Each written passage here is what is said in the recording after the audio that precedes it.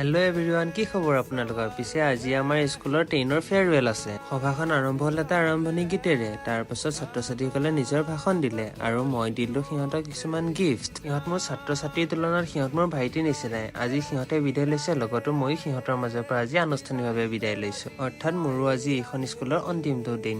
এই সৰু সৰু কণমানি ভাইটিসকলক মই বহুত মিছ কৰিম আৰু মিছ কৰিম এই সকলোবোৰ মুহূৰ্ত।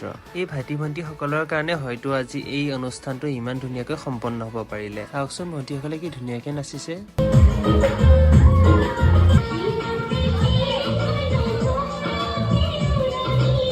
আজি মোৰ সঁচাকৈ মনত পৰি গৈছে মোৰ ক্লাছ 10ৰ সময়ৰ কথা, য'ত মোৰ এনেকুৱা এটা পৰিস্থিতি আছিলে য'ত ময়ো আজি মোৰ নিজৰ বন্ধুসকলক এৰিবলগীয়া হৈছিলে। যিমানেই নহওক লাগিলে সম্পৰ্ক সদায় স্কুলৰ সম্পৰ্কৰ নিচিনা কেতিয়াও এনেকুৱা সম্পৰ্ক হ'ব নোৱাৰে। পিছে কণ ভাইটি ভণ্টি সকলে তাত এখন ৱাল মেগাজিন প্ৰস্তুত কৰি উলিয়াইছে। তাৰ পাছত ময়ো ভাত এমুঠি খাই লৈ সিহঁতৰ মাজত এই সময়কণ অতিবাহিত